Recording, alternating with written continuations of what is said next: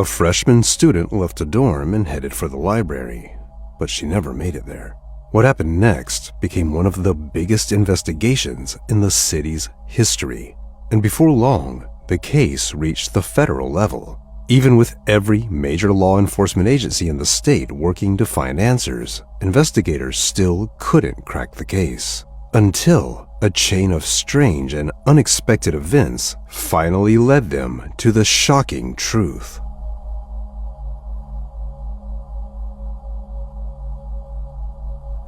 Lauren Burk was born on August 11, 1989, in Marietta, Georgia. She was the youngest of 3 children, and even from an early age, Lauren had a way of making people feel comfortable around her. She was kind, open, and easy to talk to, the kind of person who could make friends with almost anyone and always tried to help the people around her. In high school, she got into sports and became especially interested in lacrosse. But Lauren also had a creative side, and when it came time to think about her future, she wanted to choose a path that would let her use that part of herself. She eventually decided on graphic design and enrolled in Auburn University in Alabama. The school was about 2 hours from her family home, which meant Lauren could still visit her parents regularly. And on top of that, her older sister was already studying there at the time, which mattered a lot to Lauren. Having someone from her family nearby made the transition feel easier. She also had a boyfriend named Sean, whom she had started dating back in high school, and he enrolled at the same university as well. From the very first weeks of college, Lauren began making new friends, joined the lacrosse team, and slowly started settling into this new chapter of student life. Lauren moved into an off-campus dorm, while her boyfriend lived in a residence hall on university grounds. On March 4th, 2008, when Lauren was 18, she went to Sean's dorm to visit him. After that, she was planning to head to the library, where she was supposed to study with her friends. At around 8 p.m., Lauren said goodbye to her boyfriend and walked out to the parking lot where she had left her car. About an hour later, at 9:08 p.m., police received a call. A witness driving along the highway near the town reported seeing a young woman standing in the middle of the road. She had no clothes on, and to the witness, it looked like she was injured. After that, several more 911 calls came in from the same area. People were reporting an injured young woman on the road, crying and waving at passing cars, and some callers even said they heard gunshots. Within 4 minutes of the first call, an officer who happened to be nearby arrived at the scene. He saw a young woman lying in the middle of the road. Her body had been covered with a jacket, and she was showing no obvious signs of life. Some of the witnesses were trying to help her, while others had used their cars to block the road off and stop traffic. The officer began giving her first aid, and a few minutes later, paramedics arrived. They found that the young woman was barely breathing, but she still had a faint pulse. As she was being loaded into the ambulance, officers noticed blood on her body and a wound that looked like it may have been caused by a gunshot. Doctors confirmed that she had suffered at least one gunshot wound. The bullet had passed through the side of her body, apparently damaging both lungs, and despite everything the medical team did to save her, the young woman died. Since she had nothing on except her socks, and there was no purse or ID anywhere nearby, investigators had no idea who she was. Detectives began checking missing persons reports, while other officers tried to understand what had happened on that road. There were no surveillance cameras in the area, so for the moment, everything depended on witnesses. Several people told police the same thing they had already told the 911 dispatcher. They had been driving along the road when they saw a young woman with no clothes on, crying, waving her arms, and clearly injured. A few of them decided to go back, so they pulled into a church parking lot to turn around. But when they returned to the stretch of road where they had seen her, she was already lying on the road. The witnesses parked their cars across the lanes so no one would run her over, then called 911. But only one of them actually ran over to the young woman and tried to help her. Even though there had been plenty of cars on that road, none of the drivers saw how she ended up there. Several people heard gunshots, but no one actually witnessed the attack. Still, police did get one important lead. Remember the drivers who decided to turn around in the church parking lot? They told officers that a black Honda had been sitting near the exit, with the passenger door wide open and blocking the way. The drivers stayed there for a few seconds, then slammed the door shut and sped away. While officers were still taking witness statements, another 911 call came in, this time about a fire outside one of the university dorms. When firefighters arrived, they found a black Honda burning in the parking lot. Since witnesses had seen a similar car near the place where the young woman had been shot, detectives immediately connected the two scenes. When they ran the license plate, they learned the car was registered to a man named Jim Burk. Police called him, and he told them that the car was registered in his name, but his daughter, Lauren, was the one who had been driving it.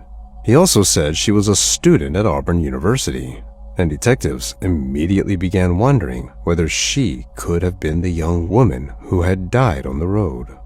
They asked Jim to come to Auburn, and a few hours later, he confirmed that the victim was, in fact, Lauren.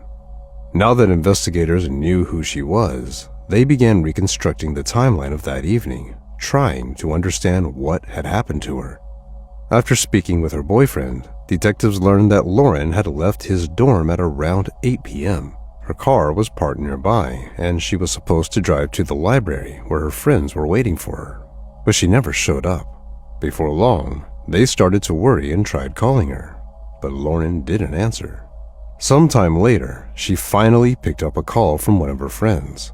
He asked why she still hadn't come to the library, and Lauren quickly said she had forgotten about their plans. When he asked if she wanted to move their study session to the next day, she said, "I don't know," and then hung up.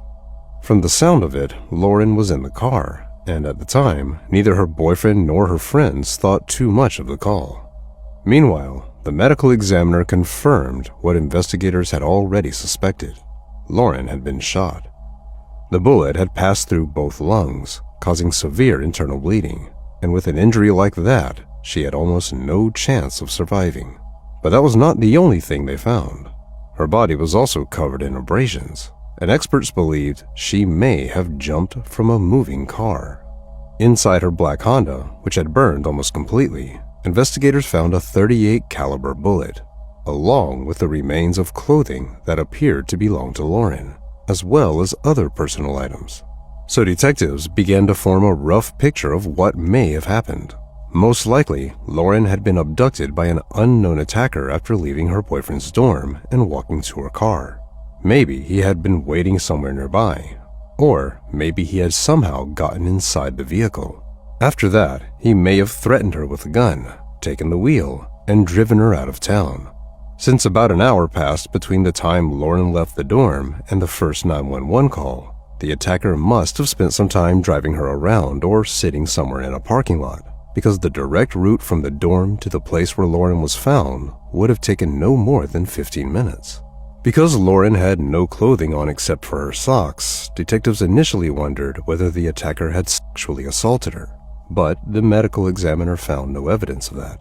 So investigators began considering another possibility. Maybe he had intended to assault her and was trying to take her somewhere isolated, but Lauren managed to jump out of the car. It's possible he shot her in the back as she opened the passenger door, but even after being hit, she still managed to get out. As for her car, investigators believe the attacker most likely drove it back to campus and set it on fire to destroy evidence. For the residents of Auburn, what happened was a complete shock. The town was considered very safe, and murders there were almost unheard of. The university was at the center of life in Auburn, with nearly 25,000 students, and now all of them were worried about their own safety. What made the situation even worse was that police had no real idea who could have done this, and the local department was under intense pressure. National media outlets began covering the case, and a social media group created by Auburn students gained around 10,000 members in less than a day after Lauren's death. Because of that, police decided to request help from other agencies. From the very first hours, the FBI, state police, the U.S. Marshals Service, and the county sheriff's office all joined the investigation. One of the first people detectives looked at was Lauren's boyfriend, Sean.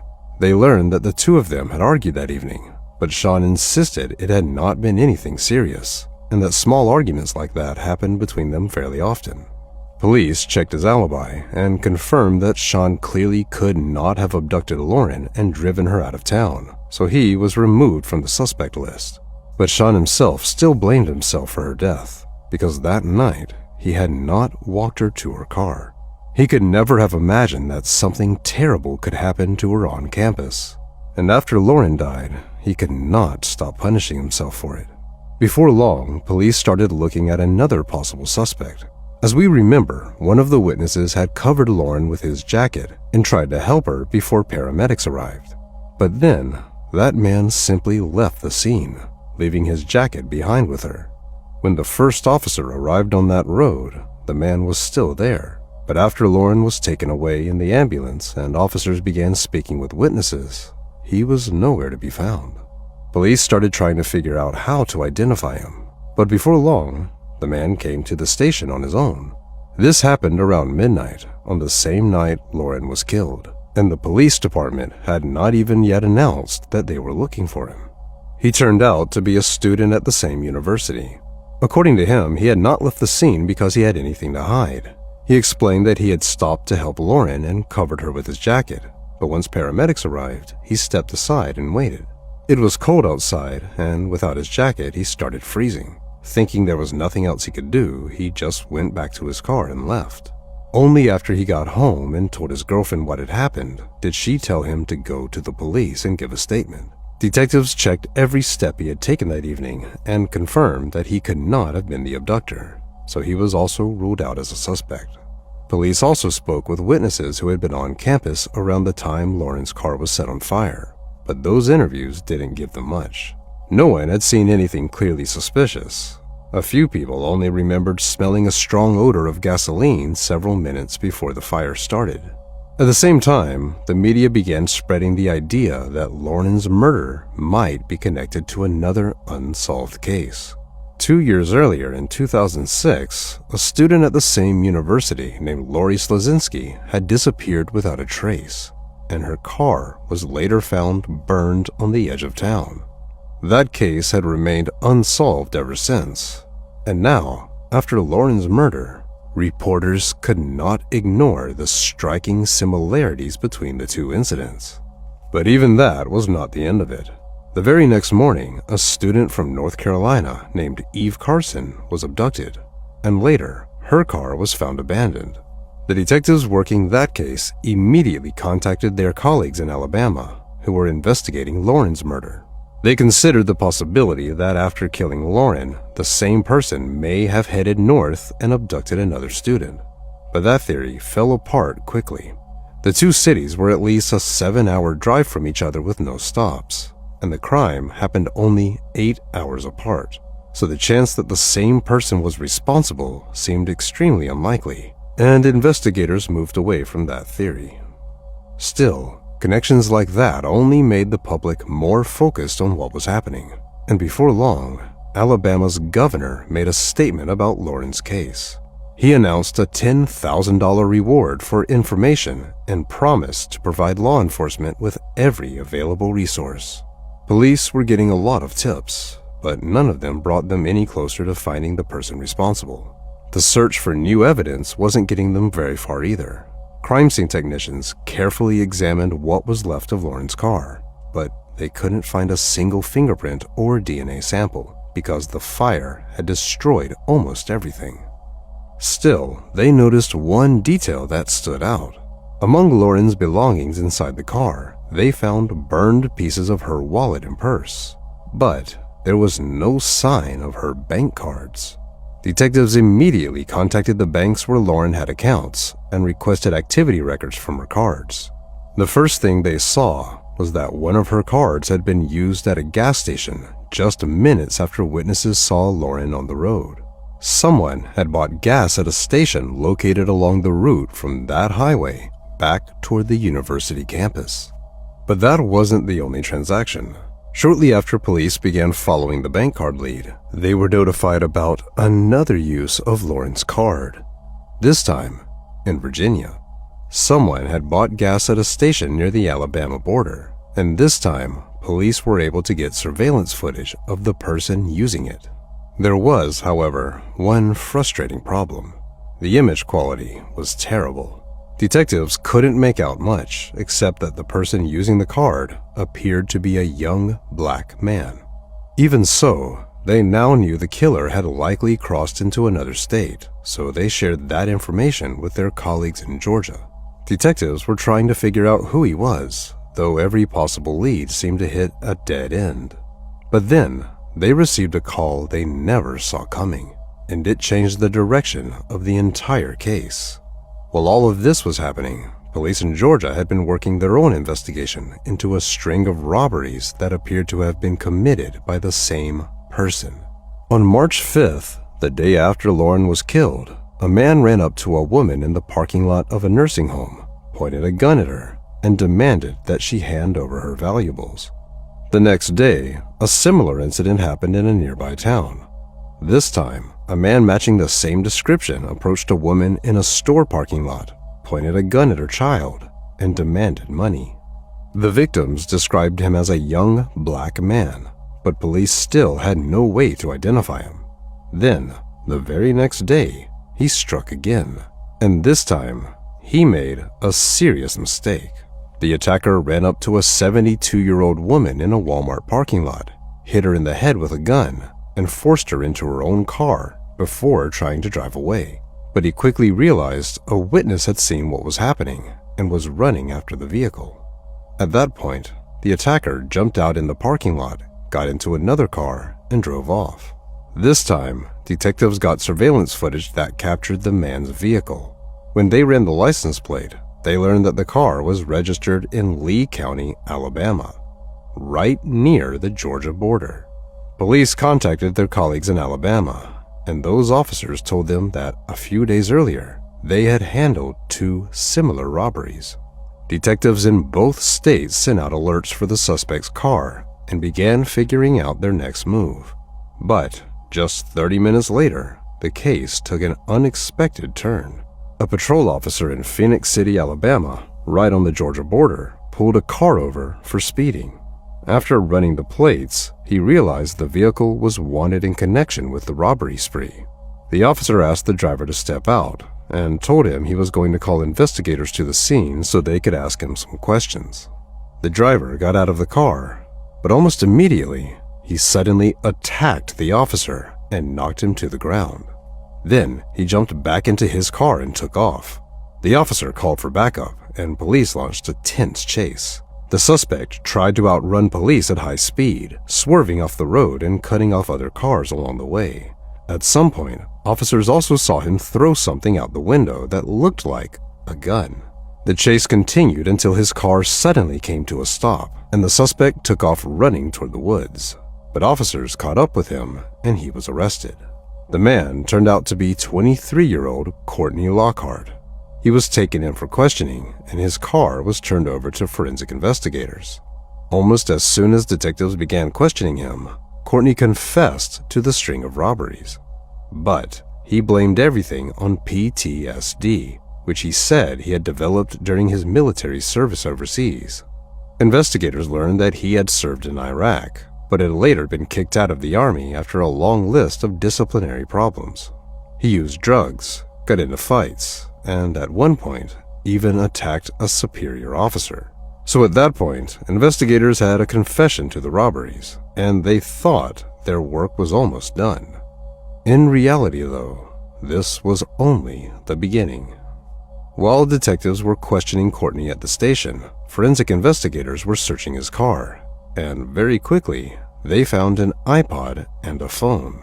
When they turned them on, they saw multiple photos of a young woman and realized the devices most likely belonged to someone else.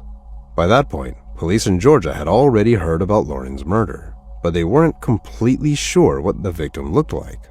So officers immediately called their colleagues in Alabama.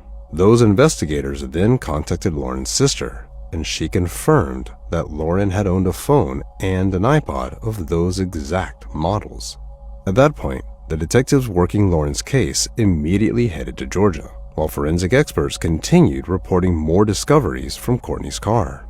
Inside, they found 3 empty .38 caliber shell casings, along with a t-shirt stained with blood. They also went back to the area where Courtney had thrown something out the window during the chase, and there, hidden in the grass, they found the gun. Just as they expected, it was a .38 caliber weapon, the same caliber used to kill Lauren. As soon as detectives began questioning Courtney about Lauren's case, he admitted that he had killed her. But according to him, it had all happened by accident. Courtney said that on the day of the murder, he drove to the parking area near the dorms and sat in his car, waiting for someone to rob. After some time, he saw Lauren walking toward her car. He ran up to her, pulled out a gun, and forced her into the passenger seat. Then, he got behind the wheel. Still holding her at gunpoint, he started driving around the city. At first, he demanded money, and Lauren gave him $200, begging him to let her go. But Courtney claimed he refused the money and told her he didn't need it. Then, according to him, he just kept driving and talking to her about how badly his life was going and how he couldn't find a job. Lauren told him she could help him find work and kept begging him to let her go. But the same man who had just been complaining about not having a job told her he didn't need her help and that he already had one. Later, detectives learned that he was, in fact, working for a construction company. Then, Courtney ordered Lauren to take off all her clothes. He explained this by saying he only wanted to keep control of the situation and make sure she wouldn't try anything reckless. He insisted that he had never intended to sexually assault her, and that this had not been the purpose of the abduction. Around that same time, Lauren's friends and boyfriend were trying to reach her. Courtney started worrying they might call the police, so he allowed Lauren to answer one call and told her to come up with an excuse. She did exactly that, saying she had forgotten about the study session, and then hung up. Sometime later, according to Courtney, Lauren suddenly threw the door open and jumped out of the moving car. He claimed that in that same moment, he accidentally pulled the trigger. After that, he stopped near the church and watched for a while as Lauren ran through the road. Once he realized there was no way to get her back into the car without being seen by multiple witnesses, he slammed the door shut and drove away. He headed back toward campus, stopping first at a gas station to buy fuel, which he paid for with Lauren's card. After parking Lauren's car, he poured the fuel inside and tried to set it on fire. But he couldn't figure out how to light it without putting himself dangerously close to the fire. So he walked over to his own car, which was parked nearby, grabbed a Burger King paper bag, and used that to start the fire. Before leaving, Courtney took Lauren's iPod, phone, bank cards, and $46 in cash. But for some reason, he claimed he left the $200 inside. After setting the car on fire, Courtney drove away, but a short time later, he came back to watch it burn. Once he was sure the flames were not going out, he headed toward Georgia. After hearing his story, detectives made it clear that they had serious doubts about some crucial parts of it. To them, the idea that robbery had been the main motive seemed strange, especially since, by Courtney's own account, he had refused to take the $200 from Lauren and later left it behind in her car. At the same time, detectives knew there was at least some truth to the part about money. Courtney was clearly struggling financially, and even though he had a job, he was living out of his car. But because he had forced Lauren to take off her clothes, investigators believed something else may have been going on. In their view, Courtney may have planned to sexually assault her.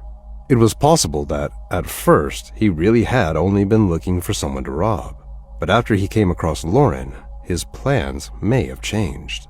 Investigators believed he may have been driving her out of town to a more secluded place, intending to carry out that plan. But Lauren jumped from the car, and that was when he shot her in the back. They did not believe the gun had gone off by accident, but Courtney continued to insist that it had. Before long, forensic experts examined the t-shirt with blood on it that had been found in Courtney's car, and they discovered 2 DNA profiles, his and Lauren's. That gave investigators even more evidence tying him to the case, and they began preparing it for trial. As they did, detectives learned that Courtney had been seeing an Army psychiatrist up until the time he was discharged, and that psychiatrist had not found signs of PTSD. However, he did note that Courtney had a fairly low IQ, 86, and showed signs of immaturity, along with problems making reasonable decisions. The trial began on November 8, 2010, more than 2 years after Lauren's murder. Courtney's attorneys did not try to deny that he had abducted and killed her. Instead, they chose a different strategy. They tried to convince the jury that the shooting had been accidental and that the entire situation had happened because of the mental health problems Courtney had developed after serving in Iraq. The prosecution, on the other hand, tried to prove that Courtney had intentionally killed Lauren and that he had planned to sexually assault her. At the same time, his attorneys succeeded in keeping certain information away from the jury. The prosecution was not allowed to bring up the series of robberies Courtney had committed before and after Lauren's murder, and they were also not allowed to discuss the reasons he had been discharged from the Army. In the end, it took the jury 6.5 hours to reach a verdict. By that point, Lauren's case was still receiving major media attention, and for everyone following the trial, the jury's decision came as a painful surprise. They found Courtney guilty on only 1 count and did not convict him of attempted sexual assault. But most importantly, they recommended life in prison instead of the death penalty, which is what the prosecution had been seeking. But then came another unexpected turn. Despite the jury's unanimous recommendation, the judge decided to use a very rare rule that allowed him to override their decision. In the end, he changed Courtney's sentence from life in prison to death, and Courtney was sent to prison to await execution. That day, however, still has not come, and Courtney's attorneys continue trying to challenge the sentence. Over the years, they have filed multiple appeals, but so far, none of them have succeeded. Still, every attempt to overturn the sentence is painful for Lauren's family. They have to return to court again and again, fighting to make sure the sentence against their daughter's killer stays in place. They explain their determination this way. Courtney gave Lauren a death sentence with no judge, no jury, and no chance to defend herself, so they will not give up until he receives the same. Share your thoughts on this story in the comments section, and don't forget to press the like button if you enjoyed my video. Thank you for watching.